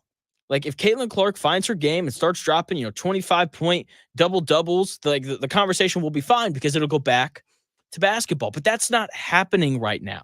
And I think that part of why the Tim Tebow conversation became taxing over time was because it wasn't always about football. And even when it was, there was like this underflow of, like religious stuff. And like that becomes taxing. It does. Conversation about politics and religion and race and like all these, important things, don't get me wrong, they become taxing over time, especially in the world of sports, right? Because look, this is a cliche. People go to sports to get away from all the other stuff, which is true, right? I think that's why conversations like this are taxing on the audience and aren't always desired. Okay, and that's why I do what I can to stay away from these race type of conversations. Okay, when Caitlin Clark fatigue settles in, how is the WNBA going to respond? For the NFL, the Tim Tebow fatigue wasn't a big deal because they had multiple stars outside of him. And the talk of Tim Tebow subsided relatively quickly after the Broncos were eliminated from the playoffs. Okay, like out of sight, out of mind, not a big deal, right? And they were like, hey, here's Tom Brady. Hey, here's Peyton Manning. Here's Drew Brees. Here's this other great quarterback that you guys can talk about. The WNBA doesn't have that. Yes, like the WNBA has other good players outside of Caitlin Clark. That's not what I'm saying. What I'm saying is they don't have anyone super interesting outside of Caitlin Clark. Like the majority of people watching the WNBA right now only care about Caitlin Clark. And if those people get Caitlin Clark fatigue, then the WNBA doesn't have much of an audience anymore. And if you don't believe me, go back and watch the Los Angeles Sparks versus Indiana Fever game. 19,000 people show up to watch the Sparks play against the Fever. And in the fourth quarter, Caitlin Clark hits a 30-footer or something, some like extremely deep three, and the crowd erupts on the road for the Fever, for Caitlin Clark. Like, that is why people are watching. It's like, well, Jonathan, like they've already sold all these tickets. So what? Leagues don't make money off of tickets. Okay? Like, we learned that during COVID. Okay? Like, the money that these leagues make is off of television deals. Always has been. They need you and they need me to watch at home. That is ultimately what they need. Okay? Like, the WNBA wants to become appointment television. And as of right now, Caitlin Clark is appointment television. There are people who check their phones and they say, oh, Caitlin Clark plays on Wednesday night at 6:30. Let me make sure I'm at home on Wednesday night at 6:30 so that I can watch her play. That is where we're at right now, which is, once again, that's a good thing for the WNBA. But here's the thing. If the national media continues to ostentatiously put Caitlin Clark on display as one of the main topics on their shows, they're going to push the audience away at some point. Okay? Like, Caitlin Clark fatigue is eventually going to settle in. And what is the WNBA going to do when that happens? Okay? Because once again, like the WNBA, like they have other good players. Like there's this Asia Wilson girl that plays for the Las Vegas Aces. She's great. Really good player. I had like a 30-point double-double the other night. That's great. But, like, I don't care about her. And I'm going to assume that the casual viewer doesn't really care about her. Doesn't really care that much about her either. So, going to be interesting to see what the WNBA does whenever Caitlin Clark fatigue settles in, because it's coming. Like, we're 51 days past her being drafted, and I just, kind of done with it, and the Angel Reese stuff as well is kind of wearing on people, and what is going to happen when that fatigue officially settles in? What's going to happen this Colts season? What's going to happen in the NBA Finals? That's what I want to talk about. I've got a few minutes left here. The NBA Finals, Game 1, tomorrow night. I can't wait. I'm so pumped, juiced up. Full disclosure for my new listeners, I'm a Dallas Mavericks fan. Grew up 5 hours away from Dallas. Dirk Nowitzki, that's my guy. I have a signed jersey of him. When I was a single bachelor out on the prowl, I had 4 things hanging up in my apartment. The main centerpiece was my signed Dirk Nowitzki jersey. Now I got married. It sits in a closet. It's never going to see the light of day again. I go in there sometimes just so I can stare at it and admire it, because it's a real prized possession for me. So I'm pumped to watch, my favorite team potentially win an NBA Finals. And it's the best feeling. I don't want to harp on this too much, but there's nothing like watching your favorite team play for a championship. It's a fantastic feeling. And hopefully the Pacers are close, because it seems like they are. They make the run to the Eastern Conference Finals this year. They got a lot of young players that should be better next year. If they continue to develop and grow and do all those things. Can Tyrese Halliburton come back stronger? I would say that he will. We'll see what winds up happening throughout, when he's in Europe and he's in Paris and they're doing all of the Olympic stuff. And then for the Colts, I'm trying hard not to get excited, but it's really hard not to. because we hear all these things about Anthony Richardson and, how great he looks. I played audio earlier of Adonai Mitchell. I'm sure I'll play it again later of him talking about like how awesome Anthony Richardson is. And that's always an encouraging thing to hear. It's something it's hard not to get excited for, but like, I haven't been here very long. Like I've lived in Indianapolis for 3 years now. It's pretty apparent that like can't trust everything that's coming out of that Colts camp. So excited for football season. We are 93 days away from Ravens Chiefs Thursday Night Football to open up the season. Can't wait for that. Who's going to be playing for the Chiefs? With all the arrests and things that they have going on over there. Is that what, Chiefs guy is? I don't know.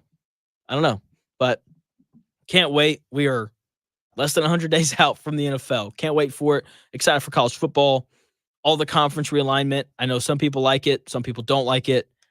I like it. Like we're going to get to see great teams play against each other. Sure, there are going to be a few stinkers in there, but for the most part, I can't wait for football season. We are not that far away. But first, we got to get through the NBA Finals, which start tomorrow night. Can't wait for that.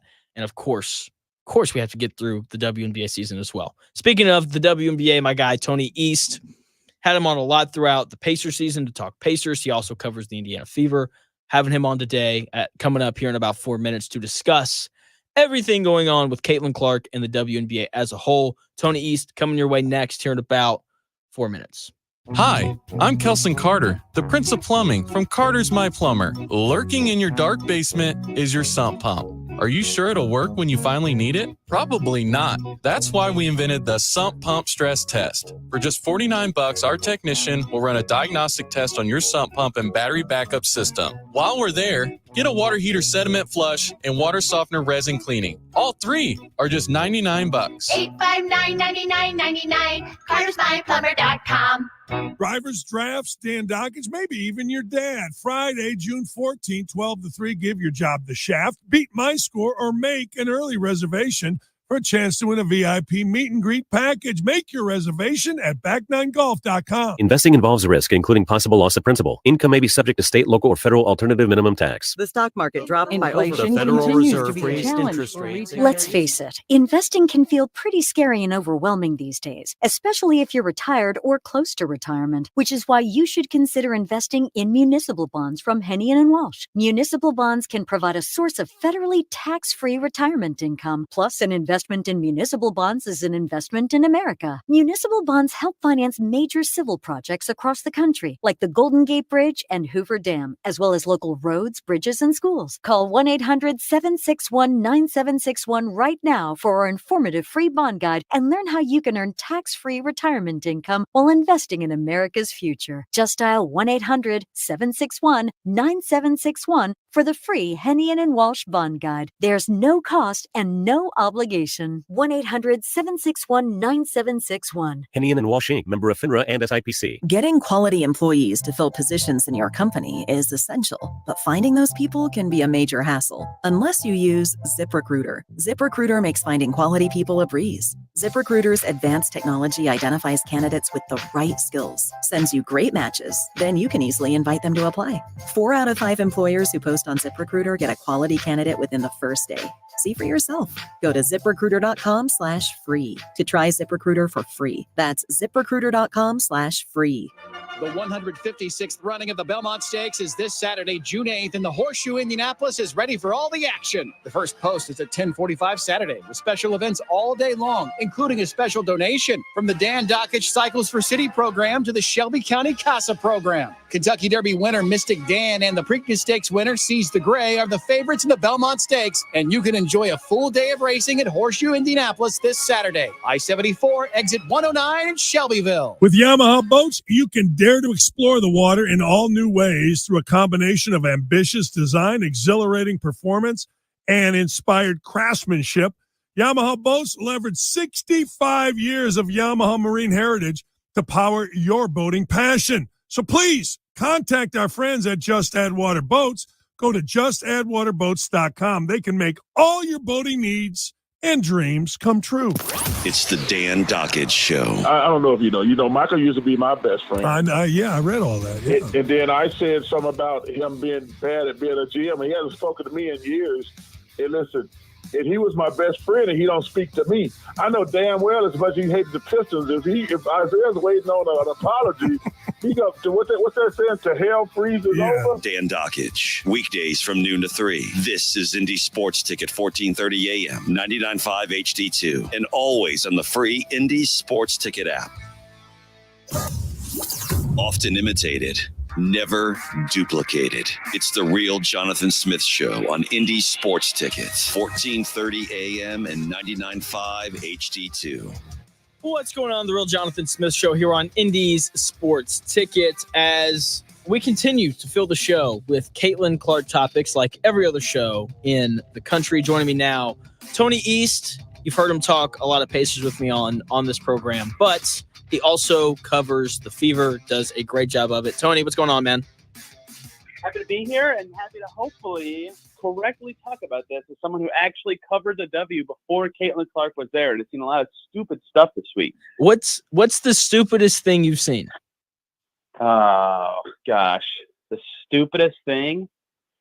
I think the way this is like not exactly a Caitlin Clark answer, but the stupidest thing is the way people are reacting to Angel Reese to me, because she's right. Like, the popularity that those two have together stems back from one epic game they played. Like, Caitlin was already growing in popularity, but that game really cemented it.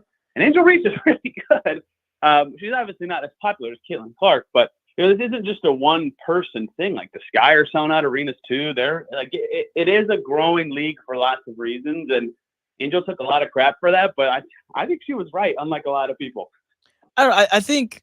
Look, like the trash talking things, I think definitely played a role. I think that the feeling of like, here was my take on it. Look, she was in the right place at the right time in terms of that game being epic, but she's also kind of the right person, right? Because like, she does talk trash and she doesn't back down. And as of right now, she doesn't have an issue with being the villain. And so I think she's right in some aspects, but at the same time, like, I think most people are watching because of Caitlin.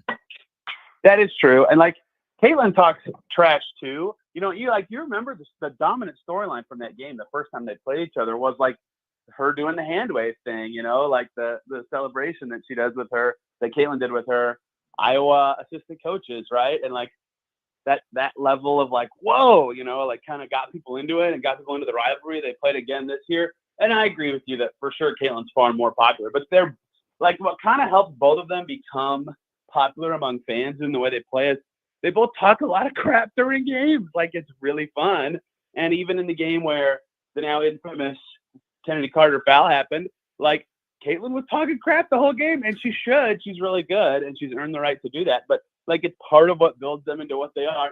And again, I agree, Caitlin is more popular, but that game and those kind of moments, I think, are part of what got women's basketball to where it is. And people just kind of wrote it off as Angel making it about her. But I think she's right more than people are giving credit for. And I think that's been kind of sad to see this week, is people just writing her off in this whole thing. That's totally fair. Joined by Tony East, Fever Beats reporter. So when I've watched the W in NBA, I've got like mixed feelings on it. And then there's a guy, he went on Colin Cowherd's show, and he made a great point that has helped me watch the game.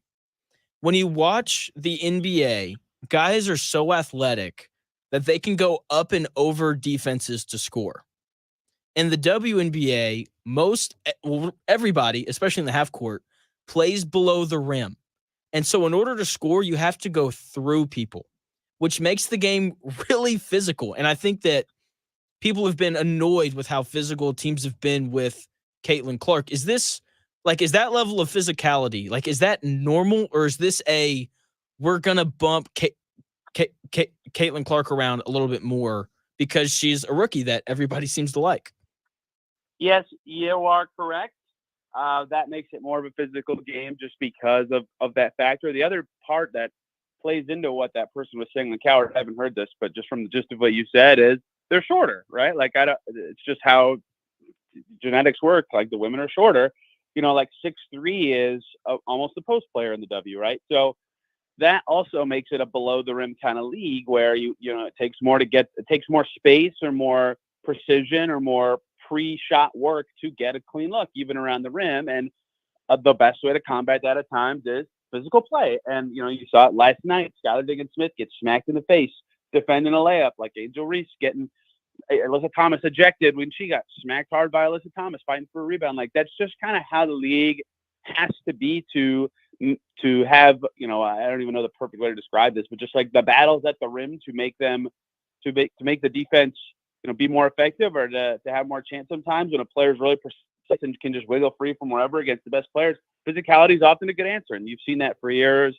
I don't know the perfect time to start with it, but like Candace Parker's rookie year was super physical, for example.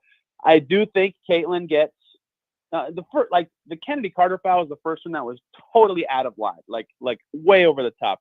She's been hit hard a lot this year in like that kind of setting that I'm describing, where it's like a player trying to stop something or like within the flow of the game or a screen or something like that. I think people are blowing those out of proportion, but I do think there's an element of like, oh, Caitlin, So there's a little bit of both to that, but that is kind of just by nature of how the players are, how the league is played, and I think that's cool. It's a fun aspect of it. It is.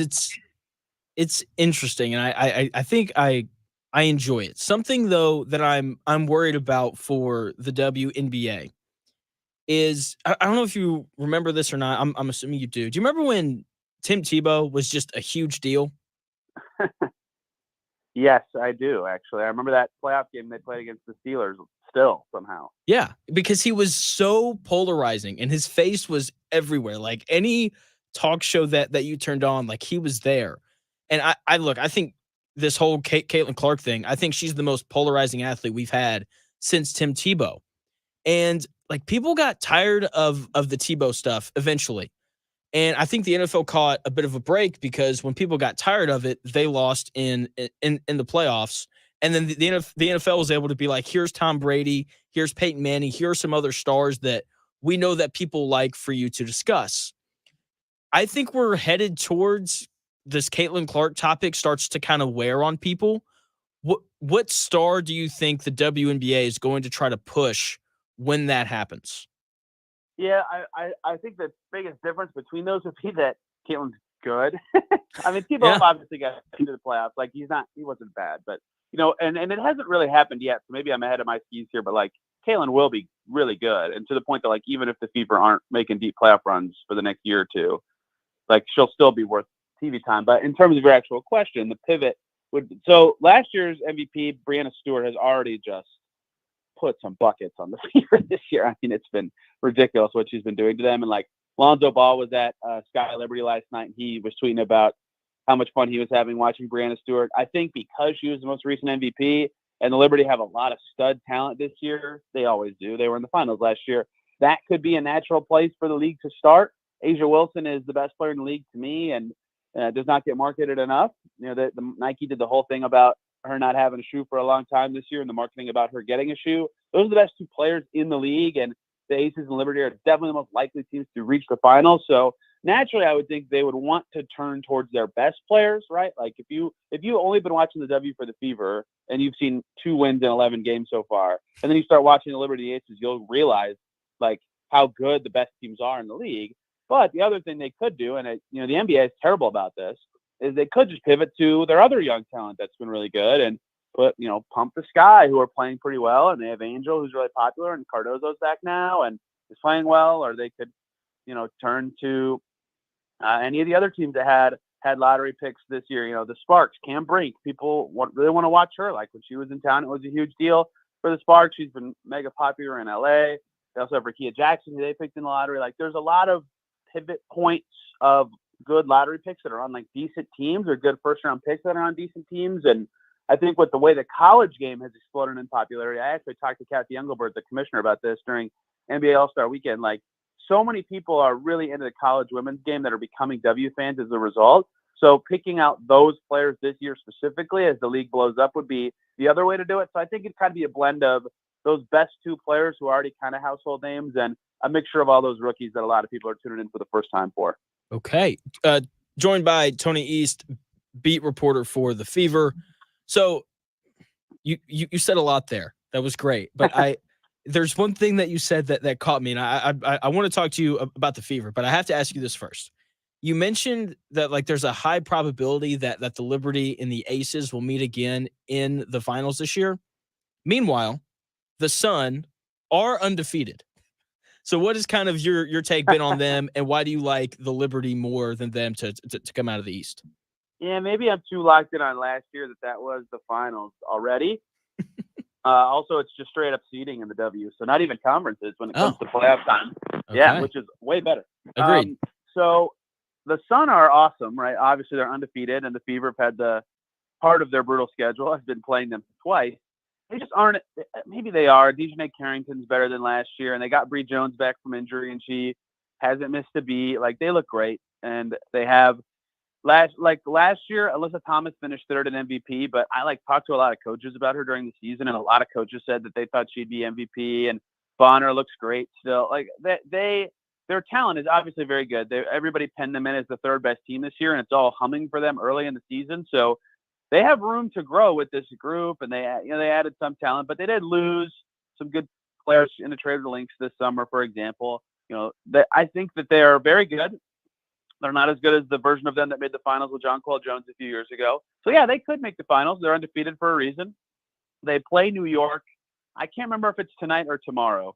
It's a Commissioner's Cup game. It's the first meeting between those two teams, and I think that will kind of set the tone and really kind of be a benchmark for how good the Connecticut is. If they win that game, then we're really talking about how good they could be and if they're actually in that top tier. But I think everybody, just because, and I'm guilty of this too, the Liberty and Aces have the best individuals at the top of their team and have several all-stars between Ionescu, Vandersloot, John Quell on New York side, or, Asia, Kelsey Plum, Jackie Young, Chelsea Gray when she returns, for the Aces. Like, they're both just nasty teams that, yes, the Connecticut Sun are very good and can push both of those teams, but I think everybody, including me, kind of expects a repeat finals with those best two teams.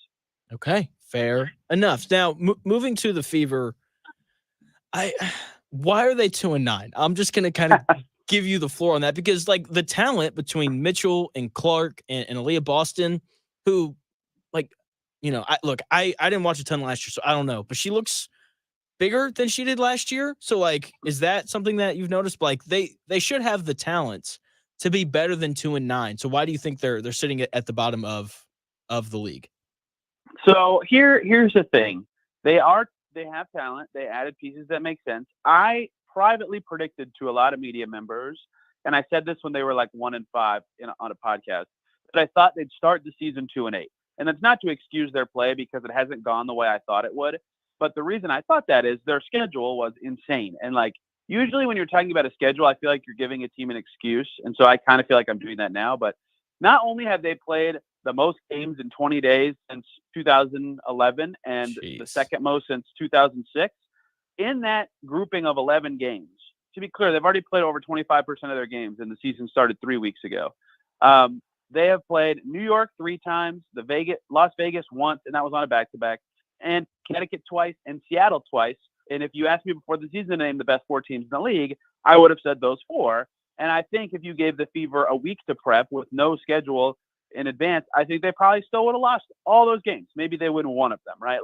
So that already is 0-7 of their first 11 games. So the other 4 they've played were LA twice and Chicago, and I'm missing a game in there somehow. But that's why I thought they would start with kind of a crummy record, and they've met my record expectations, I would say, which sounds weird, but now their schedule for the rest of the season, both in terms of frequency in games and in terms of opponent quality, are way easier, right? Friday they play the Mystics, who still have not won a game, right? That could be a chance for them to get another road win. And then after that, they play Atlanta, who's good, but they could beat Atlanta. So we'll see where they go from here. I think it's possible in 3 weeks we're talking about a team that has a much more defensible record. That said, Aaliyah, the reason I thought they'd be better than they have been, even with their record being what I thought is, one is their defense. I thought it'd be bad, but I didn't think it'd be worst ever kind of bad.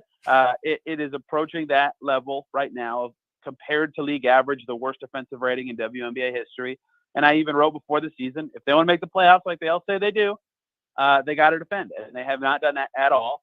And a big part of that, but that's on everybody, but a big part of that has been Aaliyah Boston, who last year was an all-star, rookie of the year, led the league. Field percentage, was just like a beast of a player, right? I thought she'd be the best player on the team this year. I was excited for her because everybody's going to tune in to watch Caitlin and see how good Aaliyah is. And she hasn't had that good of a season, right? She even said it herself. Like, I asked her after, I think, their 7th or 8th game, what do you think of your play this year? She said, honestly, I have not played well. I haven't been close to the level I need to be at. And she's had some big moments recently, the game winner against the Sky, better games on their road trip, right? I think she's improving. I think you're right that she looks bigger, but not because of like anything specific. She tried to gain muscle this offseason. She talked about how much she's lifting and all that. And I think that's great that she kind of needed that, but it has come kind of at maybe the hindrance of some of her agility and speed and ability to get a shot up quickly in a way that maybe she didn't expect, or maybe just hasn't gone her way yet. So I think she will, like, she's been the best player on every team she's been on for her whole life. Like, I think she'll get better throughout the season. She already has the last couple of weeks, but that's been the biggest thing that has kind of separated me from saying, yeah, this is what I expected and what is reality, because every other player in general has kind of met my expectations for what I thought they'd look like this year in general, except for Aaliyah. So I think they will get this 4 days off with practices. I think they'll get better. I think that their schedule is getting eased up. I think Aaliyah will look better, and they'll start to look more like the team everybody thought they would before the season. But that said, I don't think their start should be that far off from what people expected. Okay. 2 more That was a long questions. answer. No, yeah, that's great. It's thorough. That's why I like having you on. It's really nice. Joined by Tony East, Indiana Fever writer. I've got two more questions for you, and then I'll let you go. Why do you think Caitlin Clark is turning the ball over so much? Like, I've heard people say that part of it is because like her teammates aren't expecting passes, but like I've watched a little bit and I'm like, I don't think that that's totally the case. Why do you think, she's averaging almost 6 turnovers a night? Yeah, so their first, 2-3 games, that argument was true. Like, there were passes that were hitting people on the sides and in the hands. Now that's not the case, right? And she's talked about it. Like, for Caitlin specifically, the passes she throws, the attention she creates. I don't know if I'd say aggressive, but just like the difficult nature of some of the playmaking she tries to do. There's going to be turnovers involved in that, and she's even said that like 2-3 are going to happen for her every game because of that, and she's got to live with that if she's going to throw the difficult passes she throws and do all that.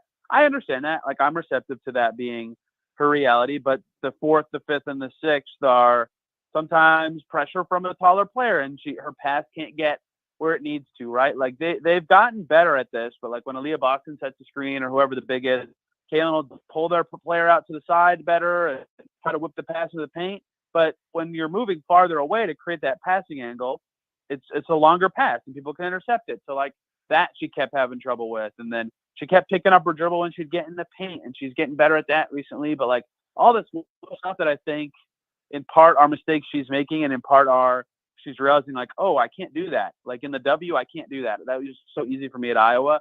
I think those are leading to a lot of turnovers that look kind of bad, in terms of a bad pass. It just like where, her throwing it out of bounds or her dribbling into traffic and giving it up.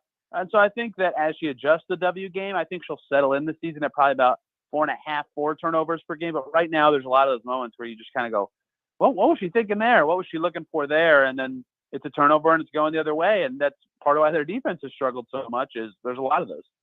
Yeah, that makes a lot of sense. Like, look, like there's always like for every athlete going from, high school to college, college to pro, there's always some sort of adjustment period because you're just playing against better players. And sometimes that results in, missed shots and turnovers and things that we don't want to see, but she'll be fine. Like, I'm not worried about Clark and her getting better. So when does your Pacers draft stuff start, and who do you have in the NBA finals? Oh man. Draft, they've done workouts already. It's been like a couple of guys who I just use ESPN's mock draft to get a feel for this stuff. I don't really know this year because the Pacers played until May 27th, but they have a couple of mocked like in the 40s, Harrison Ingram, Dylan Jones. There's a third one that I can't remember now.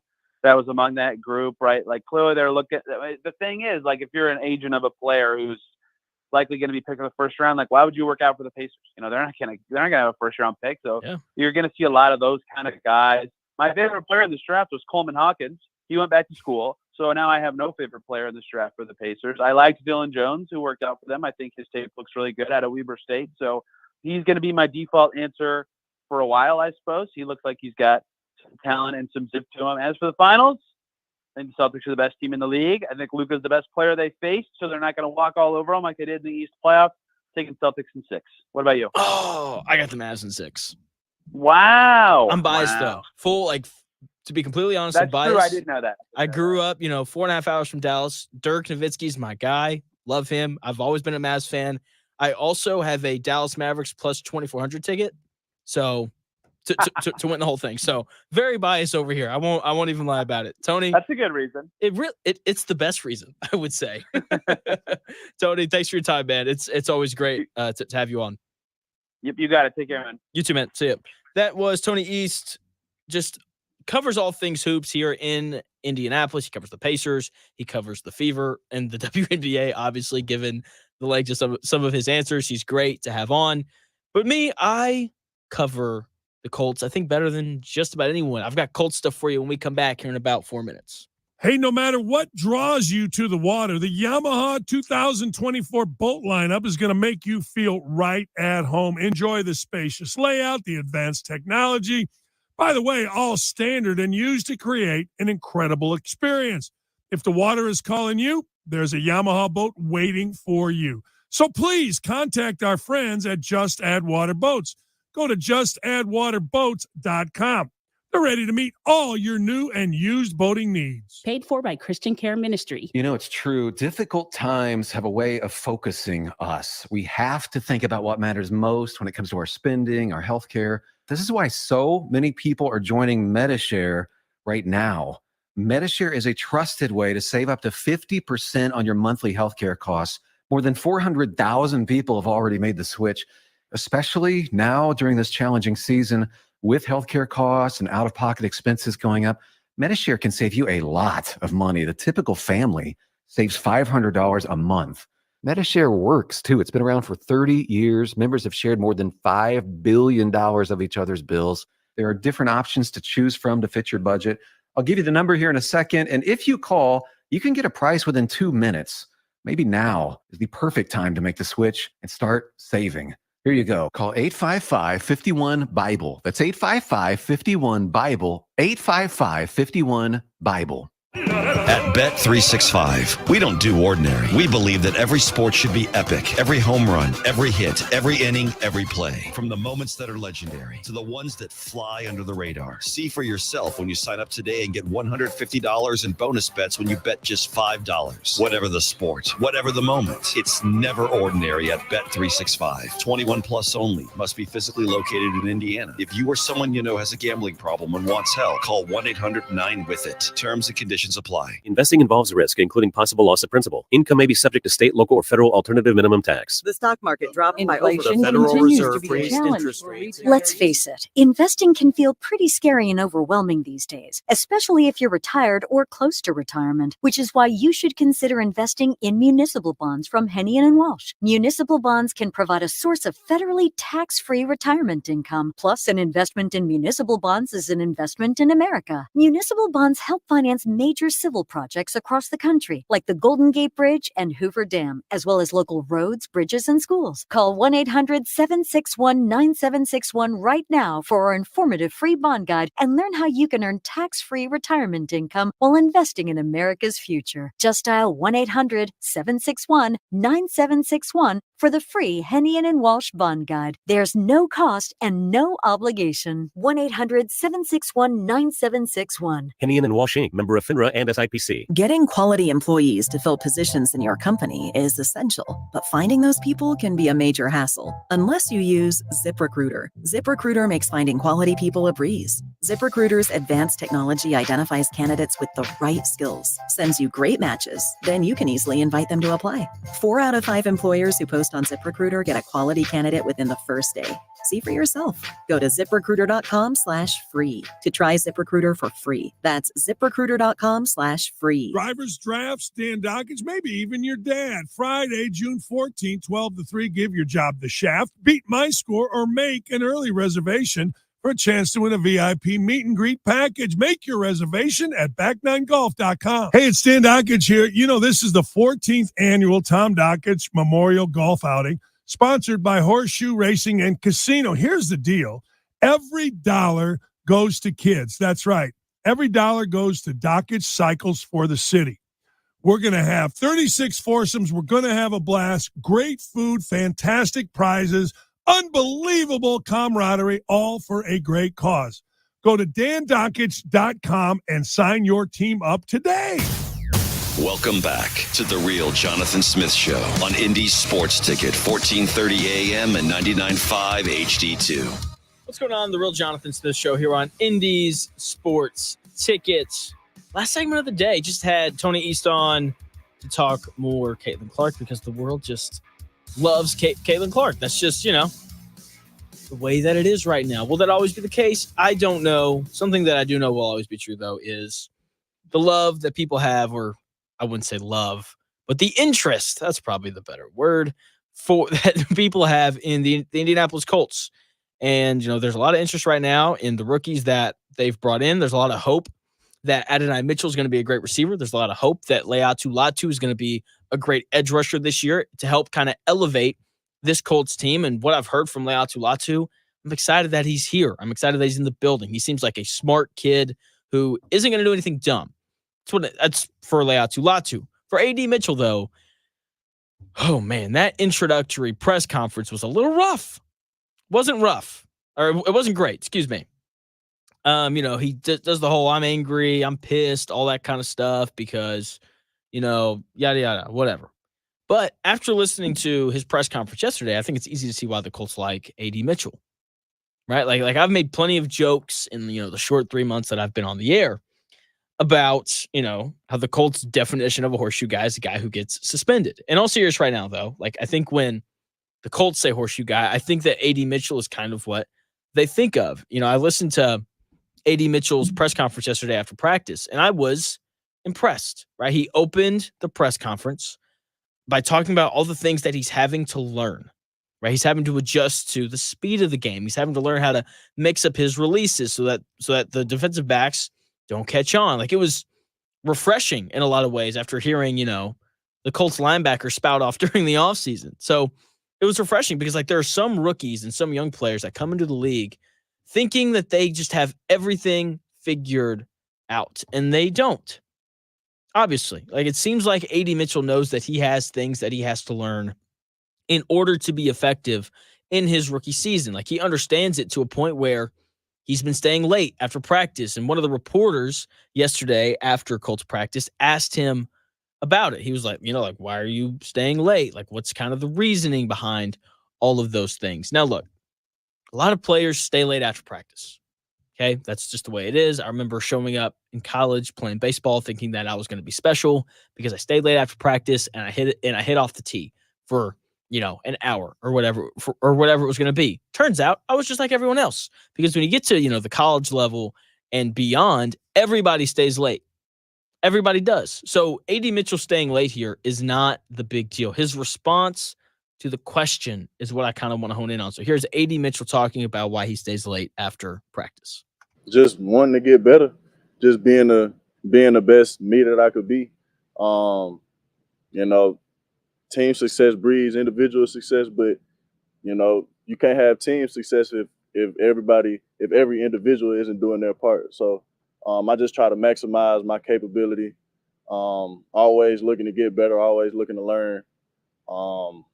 Yeah, that's really where it comes from, because it's always somebody out there that's working harder than me, that's thinking of doing some stuff that I haven't even thought about doing, or that, you know, that just got the game. So, you know, just always trying to stay a step ahead. That was AD Mitchell on why he stays late after practice. And look, his answer, I'll be honest, not super profound, right? Like, he said a lot of things in that clip that we expect for players to say. The thing that I'm trying to get at here is there was this emphasis on the importance of listening and learning. And that is the thing that sticks out. Okay. Like, I'm part of a generation, you know, I think AD Mitchell and I are the same age. If not, we're pretty close. I'm part of this generation that can be lazy. Okay. I'm part of a generation that thinks that they know more than what they do and all those different types of things. And, AD Mitchell, very much part of the same generation as me. Like, people my age act in a way that isn't always to be desired. Okay. Like, Caleb Williams gives off these not great vibes of like, well, I don't want this guy on my team. He's kind of conceited and he seems like he thinks he knows everything. And I think that's part of why people don't like Caleb Williams.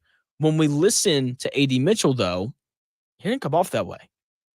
He doesn't. Like, he seems like he's going to be more than willing to learn from the players around him. He seems like he's going to be coachable, which is a big deal. Like, that is a valuable thing, having players that are willing to be coached and want to be coached. Not only right now as a young player who needs to develop in order to be a consistent threat on Sundays, but for when he gets older, right? Like, to play professional sports at any level, or at the professional level especially, you have to be able to adapt. Okay, baseball is the easiest example of this.